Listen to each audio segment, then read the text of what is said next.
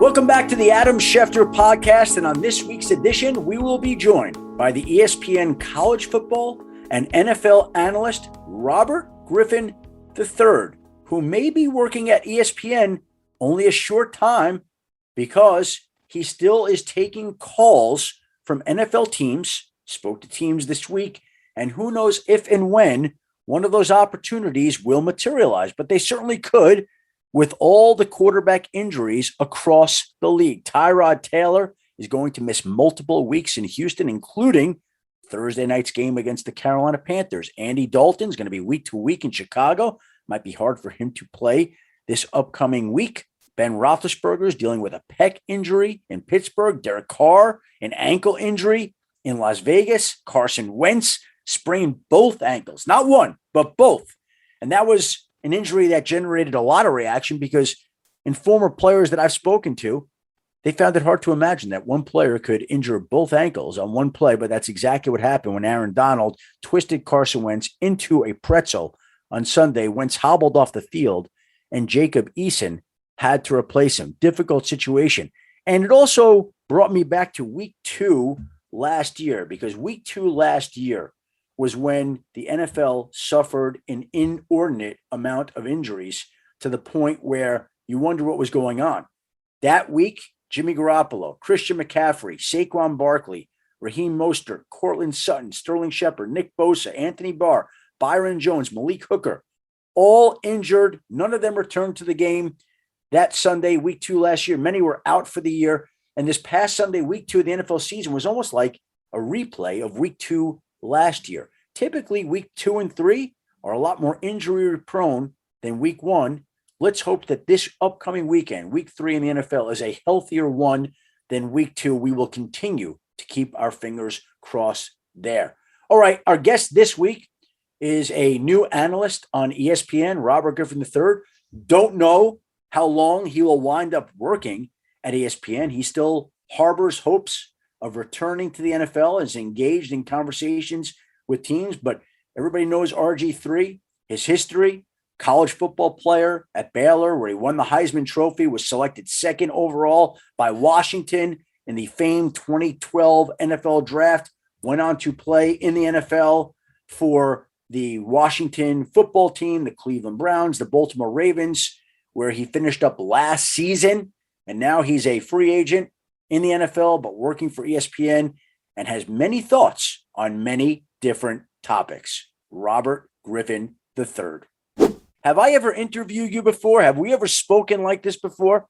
Not like this. You know, we met very early, as soon as I got to DC in Mike's office. But aside from that. Oh, that's right. I forgot about that meeting. That was when he brought me into the team to address guys and how to deal with the media, right? Correct. Yeah. No, it was even before. It was before that. As soon as I got drafted, we took the private jet to get to Redskin Park. When I walked in the building, you were in Mike's office, and he introduced you to me there, and then you came back and did the. Yeah, I don't remember. Yeah, I remember it. I'm trying to think what I would be doing in Washington at that point in time for your arrival, and I don't remember that at all. Yeah, I don't think you were necessarily there for my arrival. I think you were just there to talk to Mike. I don't know what it was, but that was the first time I met Shefty. And you were leery of me because you felt like I was close to Mike, right? I that came back to me a couple of times. Yeah. Right? Now you're connecting the dots. There you go. What was that? Like, why would that be? Why would you be leery of me being close to Mike? Like, what is that about? I'm just curious. Yeah, I mean, Mike, the way he introduced me to you, or introduced us, was that that day I met you. I'm like, oh wow, cool, Adam Schefter. I didn't know about you and Mike and how he got started in Denver, and how you guys had known each other for so long. But in that meeting, he told me, he said, hey, if you ever hear anything coming from this building reported by this guy, you know it came from me. And then you started reporting things from the building in 2012 and 13, and towards the end of the year. And I knew who that was coming from. Well, but the funny part about that is there's this perception a lot of times that it's coming from him. Mm-hmm. But I'm being honest with you. That's not the way he ever operated. And in fact, Right. I know this. The reason we got close, if you got him on the phone right now, if we were to have him dial in, he was the head coach of the Denver Broncos. And there were years where he was trying to reach players for free agency. Right. I remember Derek LaVille being one. And there was a time where I was on the phone with the player and he couldn't get through in that day and age. And he got all worked up about it. And he recognized, you know what? He's better off talking to me, because oftentimes I was telling him things that were going on more Then he was telling more. you. Yeah. Absolutely. Right. Not even close. And I guarantee you, I would bet my life on it that if you asked him that and he were on the call right now, he would say that exact same thing. Yeah. So I understand what you're talking about in terms of like being leery, because that came back to me a couple of times, I guess, through various agents or players, or whatever it was that you had during. We've had similar interactions Right. and commonalities, right? Yeah. I was going to say my only deal was back then when those stories were coming out, I had heard those things from Mike. So when you were reporting, What were the stories back then that you remember? Because I mean, in 12, actually in 12, there really wasn't anything. We were Right. winning, we were killing it. So everything was great.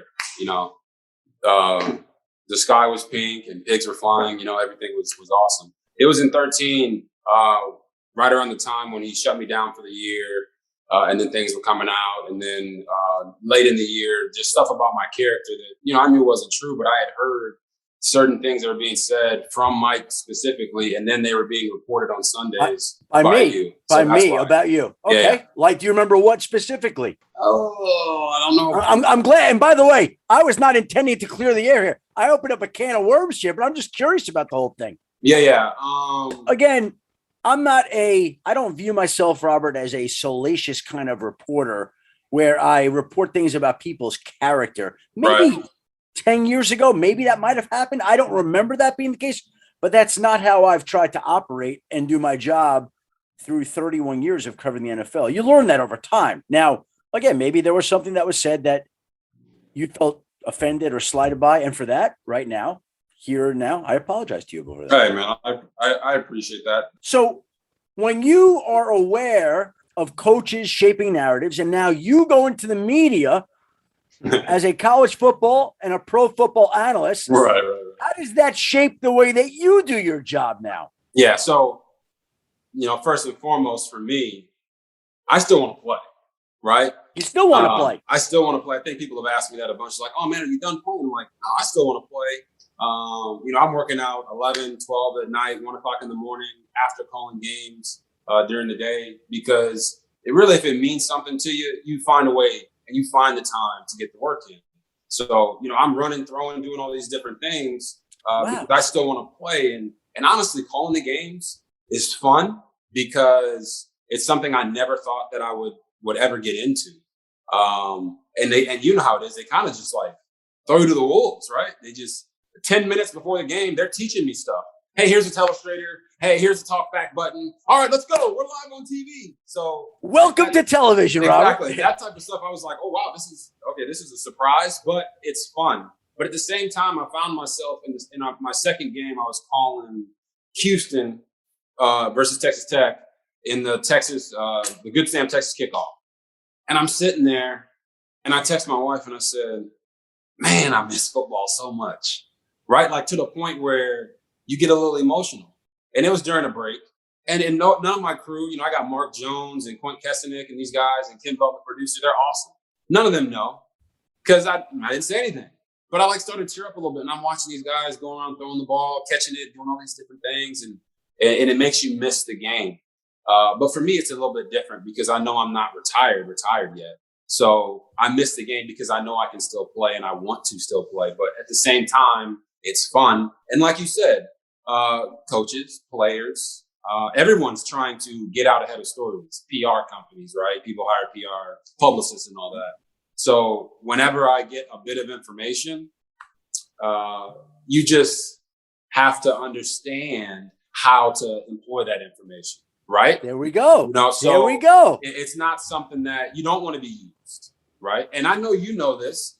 You've probably broken some stories or had some headlines that have come out that you found out, well, man, okay, that wasn't necessarily all the way true.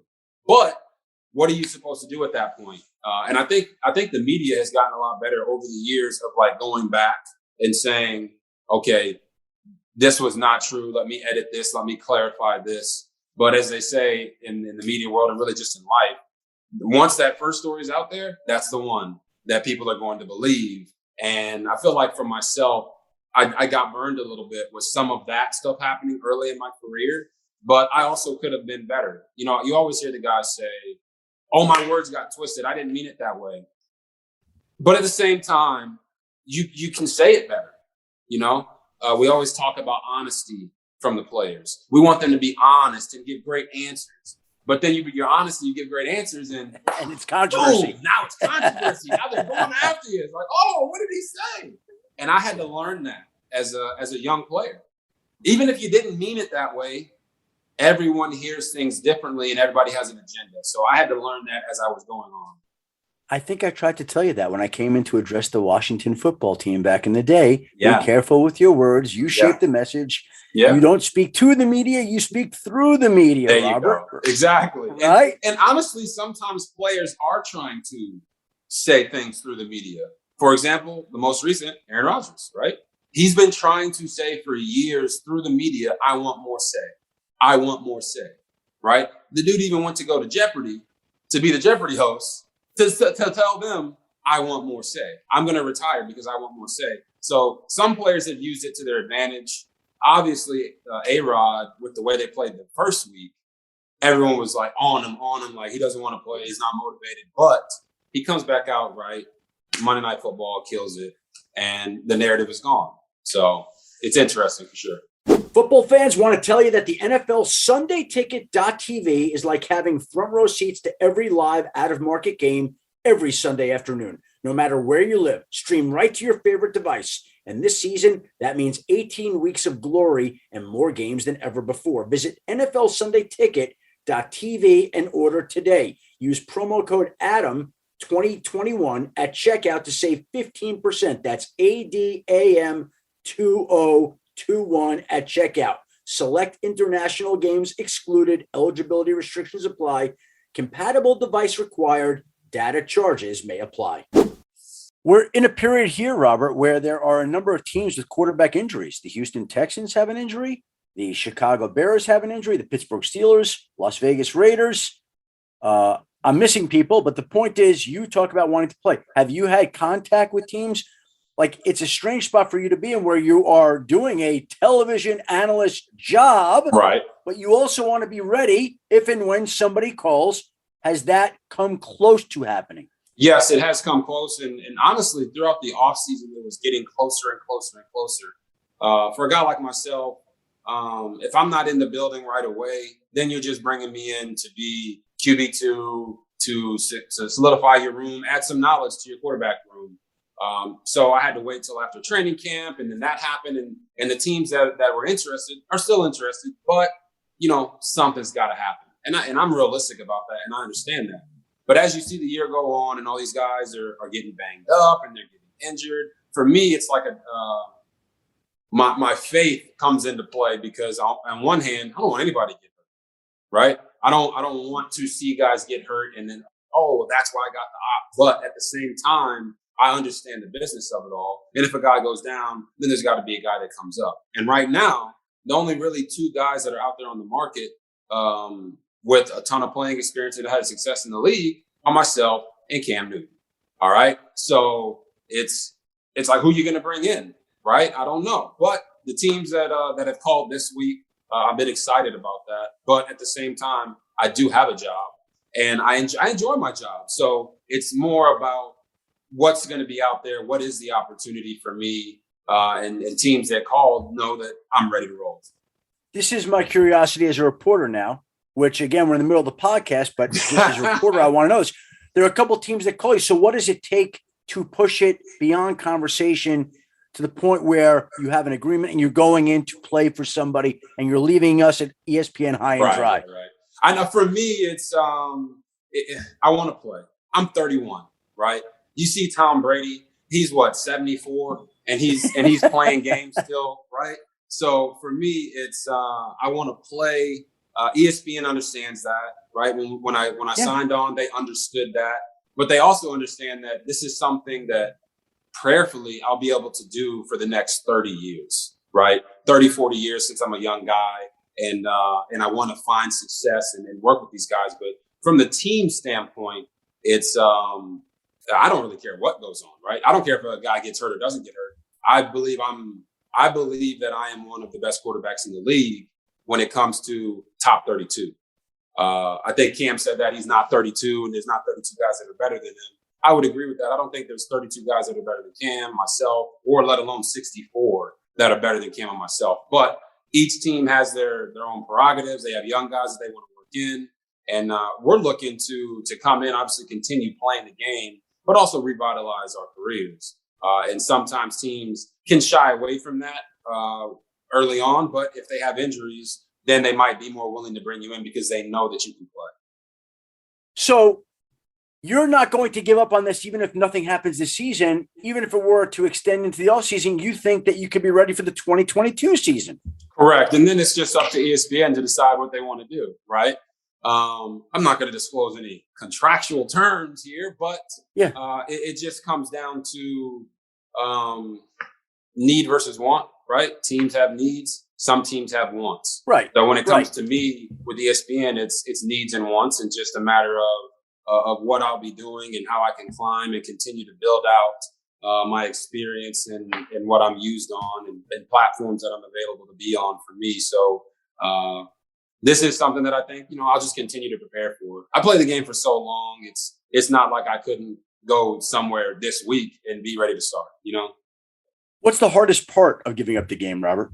Hardest part is when at quarterback, this is different than playing running back, playing wide receiver, linebacker, right? Eventually your body just breaks down at those positions. You see running backs one year run for 1,000, next year they fall off the cliff, right? You see a receiver one year, he's catching everything. The next year he's 33, he falls off the cliff, he's gone. But one step. Or they miss it. They miss a step in their stride pattern or their speed or their agility. It just happens. But at the quarterback position, you haven't seen that, right? You see Tom Brady's playing for a long time. Aaron Rodgers is an older guy. Phillip Rivers played forever. Drew Brees has played forever. And I'm significantly younger than those guys. And I'm also not as accomplished as those guys. So there's a hunger in me that makes me want to continue to play. And I think that's the hardest part of it all, is when you know in your mind that you can still go get it done, and you can go get it done better than some of the other guys that are on rosters. That's the tough part. When your body is broken down and you're a wideout or a DB or linebacker or offensive lineman, very easy to give up the game then. But I love the game so much. And I think that's why I've found success early on here in the broadcast and analyst and commentator roles that I'm in at ESPN, because I love the game of football so much. Yeah. And it sounds like you've drawn motivation from some of these older quarterbacks. But I would also ask you, how much motivation have you drawn from the fact that many of the quarterbacks in your draft class are still thriving, right? We look out there, the aforementioned Ryan Tannehill is out there. Yep. Russell Wilson's out there. Kirk Cousins is out there. Right. Guys who you were drafted with in the same year are still playing at a high level. Yeah. So for me, it's not necessarily, I think you phrased that the right way. It's motivation. It's not bitterness or jealousy. It's to say, obviously Russell's been doing it since the beginning, right? We both came in, both had great rookie years. He's been doing it since the beginning. Big fan, right? Of the guy, of the player.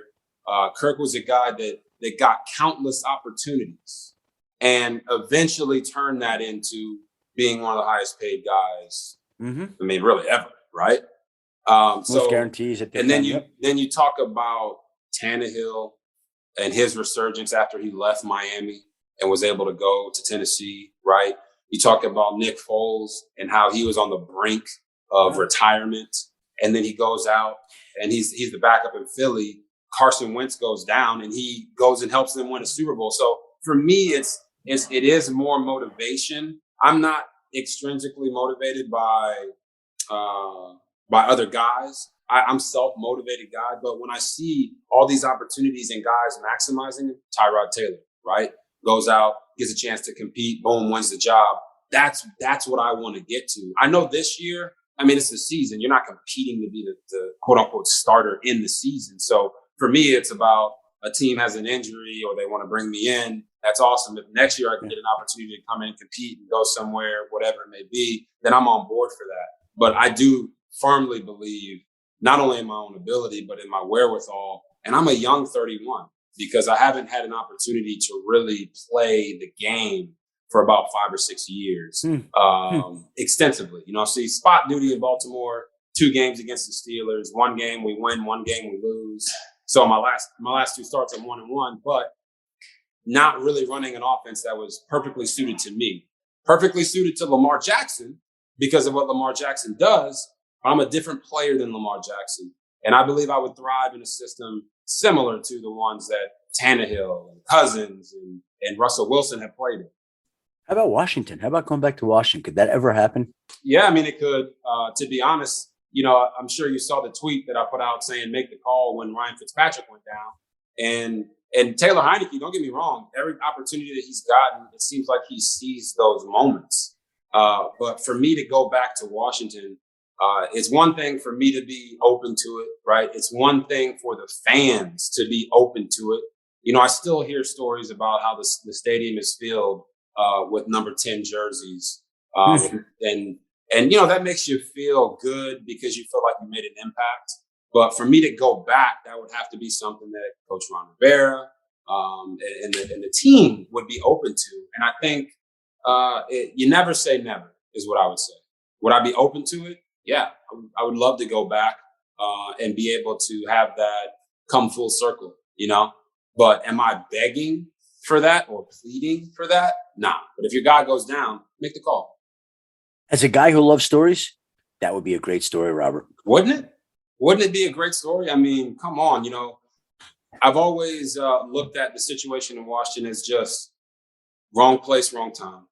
You know, the injury at the end of the 2012 season and the playoffs against Seattle, and people will talk about that and say, "What if?" Forever, if I never go back and able to have some type of resurgence there. But for me, it's just I always look at this and like I talked with Lamar about this when I was there for 3 years. The best thing that ever happened to him was that he got drafted by the Baltimore Ravens because they let him be himself.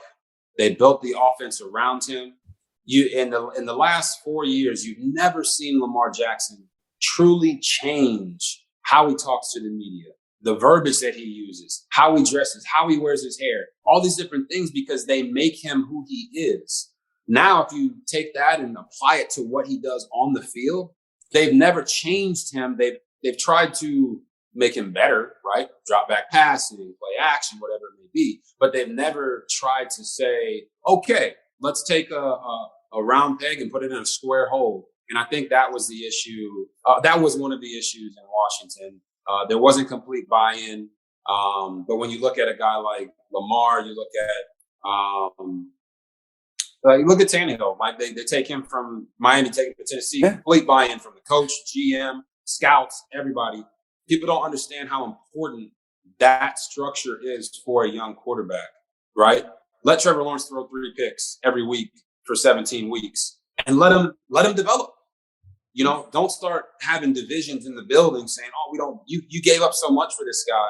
And for me, as a high draft pick in the second pick in the draft behind Andrew Luck, it was just astonishing to me that I got 1.5 years.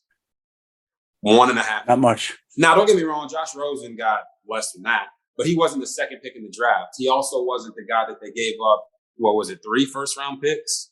You know, correct. And even got in trouble for that because they felt like it was kind of like a backdoor deal with the Rams at the time. So they got penalized, and we couldn't sign anybody in the offseason because we didn't have any money. So I just thought that, man, that would be a great story, but you know, who knows? You never know. See, you just brought up 2 things that just triggered in my mind. Number one, I called Mike. It was like right before the offseason began. I said, "Do you realize you're losing all this cap space?" He's like, "What are you talking about?" Exactly. He had no idea. He went to Bruce's office, marched down. What the hell's going on here? Adam just called me and told me we just lost millions and millions of cap space. Right. And that was true. The other thing that you just brought up that triggered something in my mind was Andrew Luck. We touched on all those quarterbacks in your draft class. We didn't touch on Andrew. What is your relationship with him? Yeah. And your assessment of what happened with him, Robert? Yeah, I'll say this. When we had the Heisman ceremony in 2011, they give you an option. They're not doing it right now because of COVID, but they give you this option. So we're all standing there, myself, Tyrann Mathieu, Andrew Luck, Trent Richardson, Monty Ball.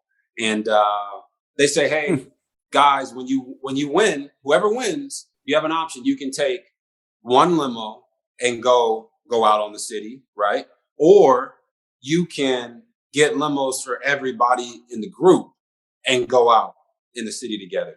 So, guys are talking like, what are we going to do? What are we going to do? And, everybody keeps their decision to themselves. So, boom, we get to the Heisman. I win the Heisman. Andrew's there, congratulates me. And I let him know. I said, hey, we're all going out. We're all going to go out in the town.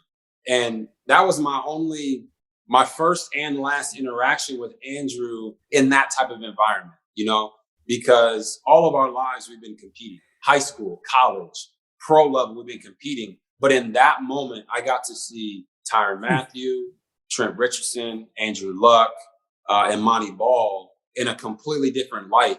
And we had a lot of fun, So when we talked from that point on, it wasn't a relationship to where like we're best buds, but we're always rooting for each other. So when I saw him retire early, because I don't say prematurely, he retired early. He retired because that's what he wanted to do. Okay. And it helps when you've made as much money as he has in his life and you can be financially secure. Luckily enough for me, or I'm blessed enough to also have been financially secure. If I wanted to retire, I could.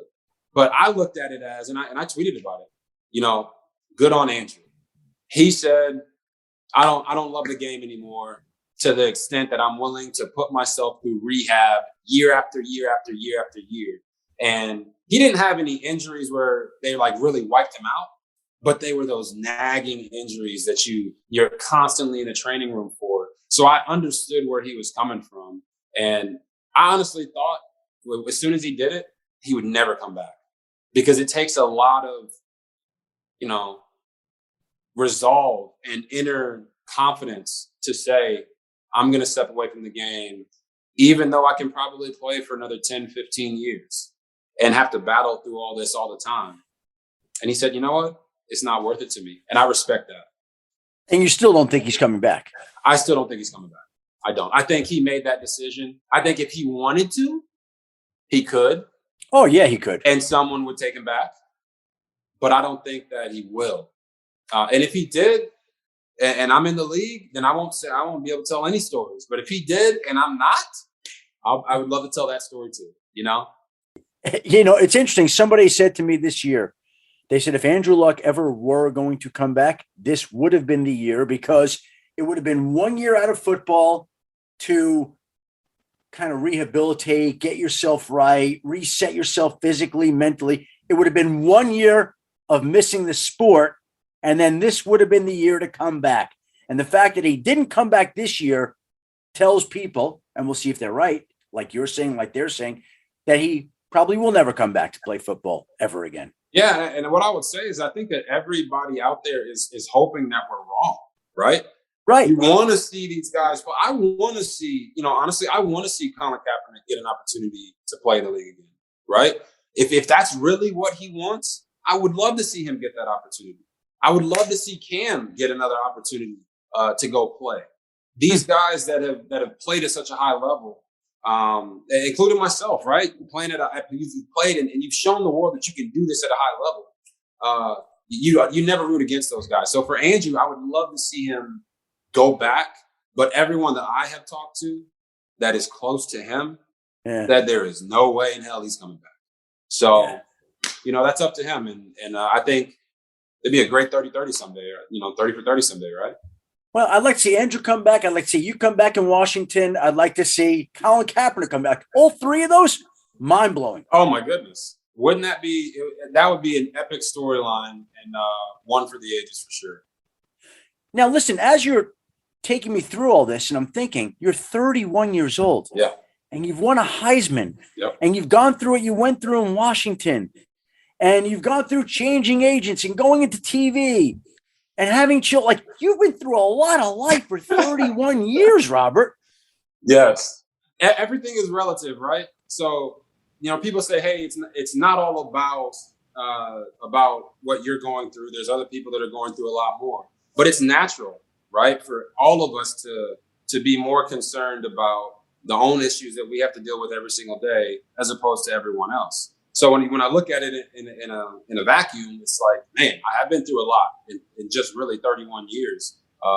Like you said, having children, going through what I went through in Washington, the success, the highs, the lows, going into TV with the success and all these different things. But at the end of the day, there are people out there who have had to deal with way more than I have ever had to deal with in my life. But my experience in the professional realm in a short, 10 years, has been enormous, right? I've been way up, way down, in the middle, out of it, back in it. I've experienced success at almost the highest levels. And then I've experienced failures at almost the lowest levels. So what I look at it as, it's allowed me to continue to grow and develop as a human being, be a better father, right? Be a better husband, be a better brother, be a better son. And it's something that I wouldn't change it for the world, because the story that I will have to tell after all of this is going to be that much greater. Well, listen, there are people that have been through more. I get it. But there are many people who have been through more publicly, where that you have had people documenting your life, watching your life, seeing the things unfold in front of us. So people have watched you as this Baylor College Heisman Trophy winning quarterback grow into the number 2 pick, growing into leaving Washington, going out. Now we see him on TV as a football analyst. Like, there's a lot there, and you're only 31. What have you learned? What's the biggest lesson you've learned during those 11 years that you can share with us? That is a great question.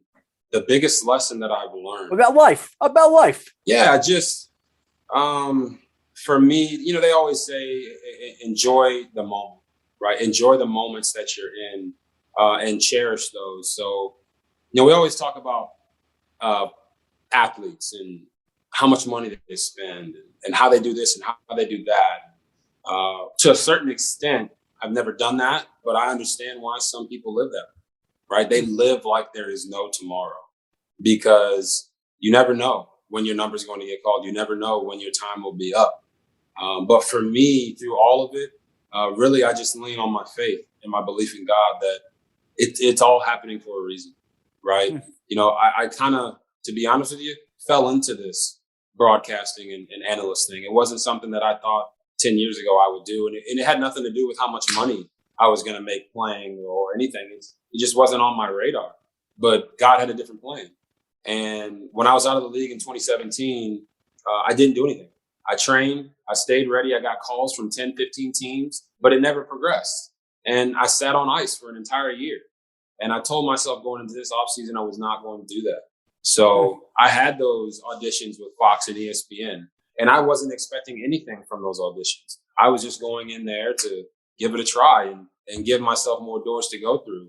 And I'm sure you and everyone else saw the reports of how I did at the ESPN audition, the Fox audition. And then it became apparent to me that this was a real possibility. So the biggest lesson I've learned over all these years is to never regret what you've been through, but always learn. Always learn from your mistakes and the things that happen to you. Everybody feels like, oh man, this thing happened to me and I didn't do anything to deserve that. But if you can find the lesson in what happened, it can make you a better person instead of a bitter person, right? You don't want to be a bitter person. It can make you a better person. And no matter how good everyone thinks they are, we can always get better, right? No matter what it is.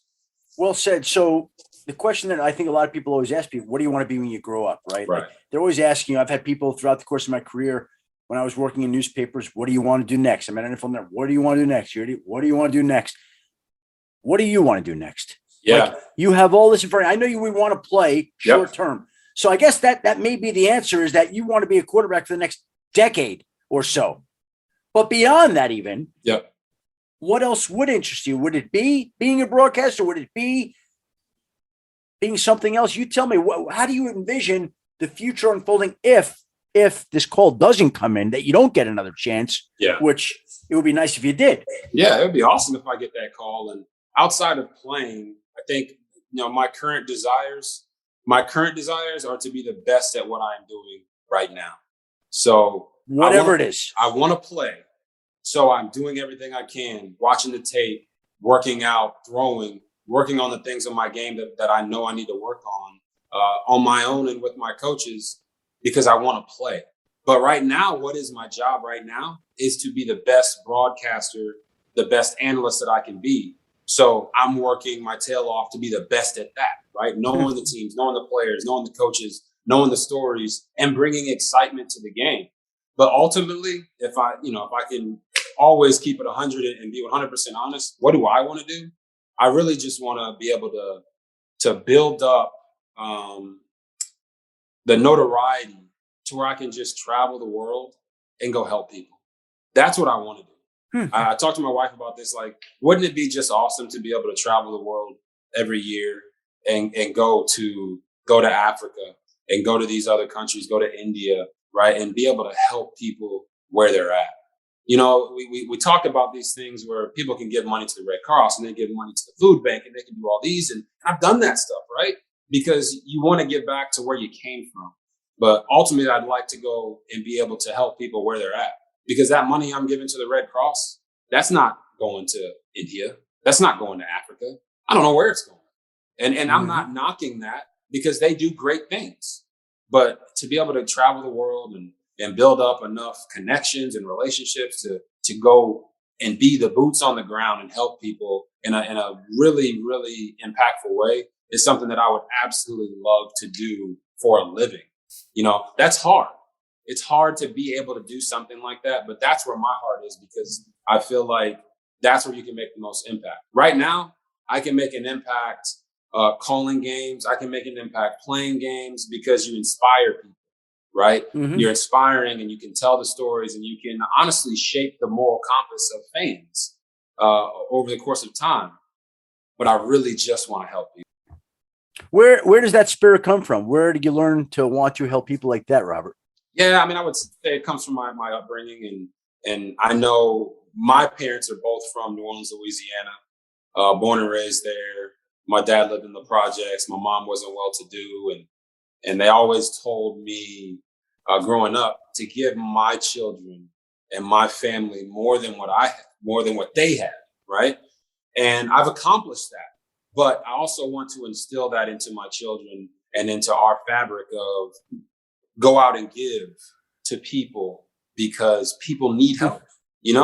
It's tough. It's a tough way to describe where your mind is at and where you got that from. But it's not a facade. It's not something that you just say because it sounds good. It's something that I actually want to do. And I'm taking the steps to be able to get there. But right now I have to be the best at what I'm being right now, so that I can go off and maybe do that in the future. Well, I want to thank you very much for the time today. This conversation went in directions that I was not expecting it to go, which often happens, because you had, well, what are we going to talk about? Well, we'll talk about you. We'll talk about TV. And we wound up talking about some of your past and our unintended interactions. Right. And I appreciate your honesty and thoughts there. And I wish you the best of luck with a potential comeback.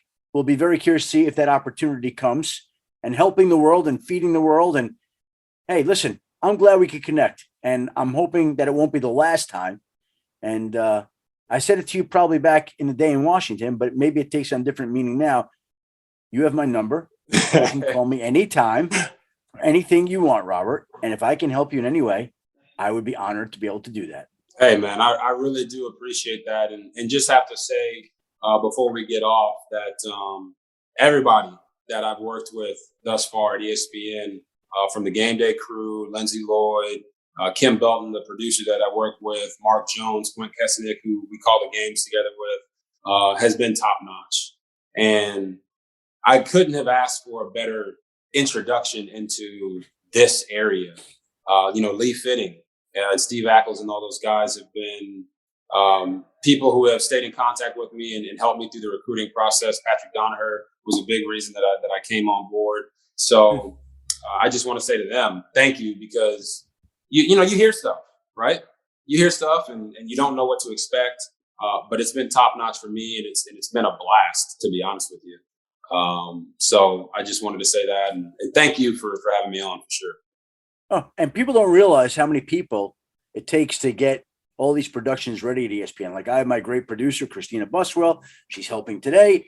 I was at the Monday night game last night in Green Bay, and there are an army of people behind the scenes. They're just not out in front, right? But there are all these people that have their own jobs that make all this possible, that make it happen. And it's an amazing collection of people. And there's so many people who don't show up on the TV screen, whose jobs are incredibly important and appreciated. And it's kind of cool that you cited them as well. So that's very nice of you, RG3. I appreciate that. Oh, no problem. And like you're saying, there's so many people, like even with us on the games, when we call the games, there's so many people in the trucks, right? The camera guys. Right. I have this camera meeting before every game, and I kind of get to honestly call it like a little team meeting, right? I get to break down both teams to the camera guys so they can know, okay, what other little nuggets can I get to pay attention to during the game? And it's pretty fun, but you grow to almost be like a team, to almost be like a family. It is a team. It's the same kind of thing. And it's, I tell you, it wasn't what I was expecting,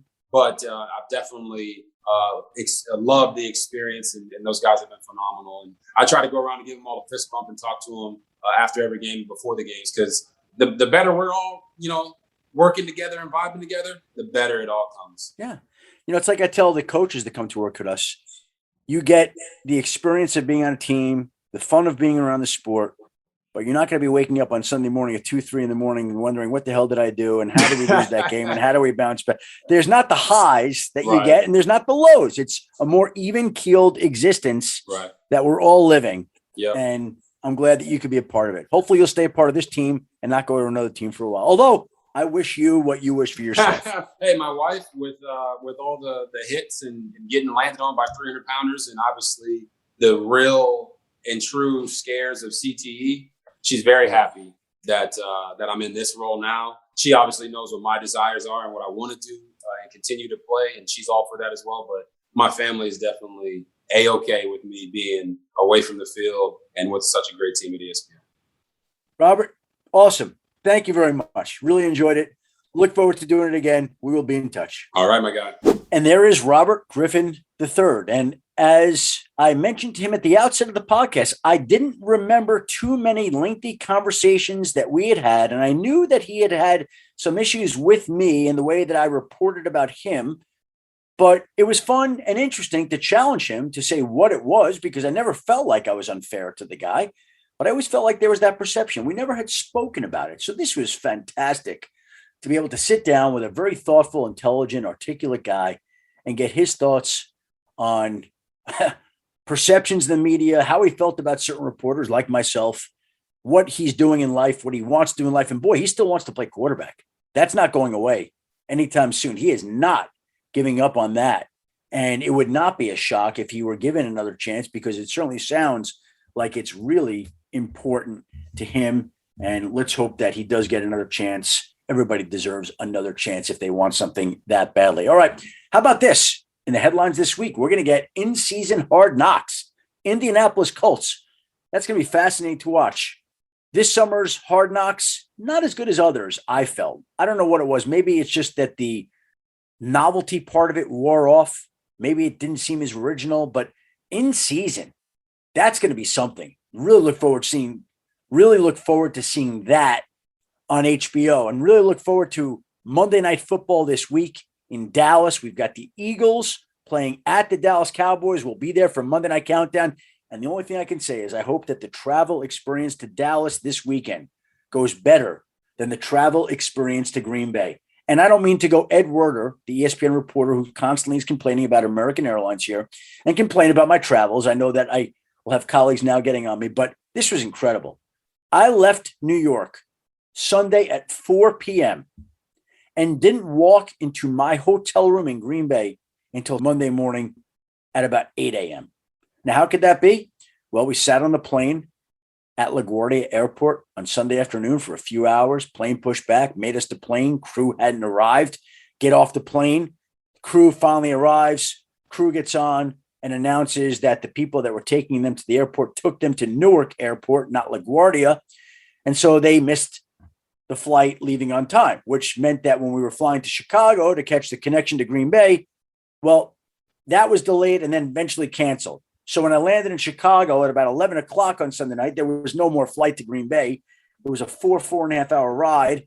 Didn't feel like I could drive since I had been up most of the night getting ready for Sunday NFL Countdown. So went to go sleep at an airport hotel till about 5 a.m, walked to the terminal.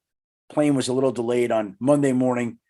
Finally flew into Green Bay, walked into my hotel room, felt like I had taken 2 straight red eyes. Just awful. One of the worst travel experiences I've ever had. Not going to name any airlines, not going to embarrass them, but my understanding is that this is going on across the country, that there are airlines that are short-staffed, undermanned, don't know how to deal with this, baggage lost, all sorts of issues. And we encountered them this week. We encountered them the week before.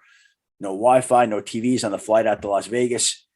Let's hope that the trip to Dallas this weekend goes better than the one to Green Bay this past weekend. All right, I want to thank Robert Griffin III for joining us today and sharing some of his past while looking ahead to his future. I want to thank, as I mentioned to Robert during the podcast, my great producer, Christina Buswell, for putting this all together. And I want to thank you, the listener, for tuning into another Adam Schefter podcast. Before we sign off on today's episode, let me quickly tell you that Organized Chaos is ESPN's newest podcast, hosted by former NFL coach Rex Ryan and his former Jets and Ravens linebacker Bart Scott. The duo will be reunited in this weekly podcast with new episodes every Monday that will provide listeners with expert insight and analysis on everything happening around the league, featuring trending stories from on and off the field. That's Organized Chaos. Listen wherever you get your podcasts. Also, the Peabody and Emmy award-winning 30 for 30 film series presents Once Upon a Time in Queens, a 4-part documentary event about the city, the swagger, and the wild ride of the 1986 Mets. This documentary explores the epic tale of one of baseball's most dominant and iconoclastic teams and their legendary World Series comeback. Hear from former Mets players and fans, including Darryl Strawberry, Keith Hernandez, Bill Burr, Cyndi Lauper, and more. All 4 parts of Once Upon a Time in Queens are now available to stream on ESPN Plus and the ESPN app now. Please join us again next week as we begin to look forward to what I would say is the most anticipated regular season game in history. Think about that. The most anticipated regular season game in history. New England hosting Tom Brady and the Tampa Bay Buccaneers 1 week from Sunday night in week 4. Should be unbelievable. And until then, next week, everybody, have a great week. Be well and stay safe. Hi, football fans. I want to tell you that NFL Sunday Ticket.tv is like having front row seats to every live out-of-market game every Sunday afternoon, no matter where you live. Stream right to your favorite device. And this season, that means 18 weeks of glory and more games than ever before. Visit NFLSundayTicket.tv and order today. Use promo code ADAM2021 at checkout to save 15%. Select international games excluded. Eligibility restrictions apply. Compatible device required. Data charges may apply.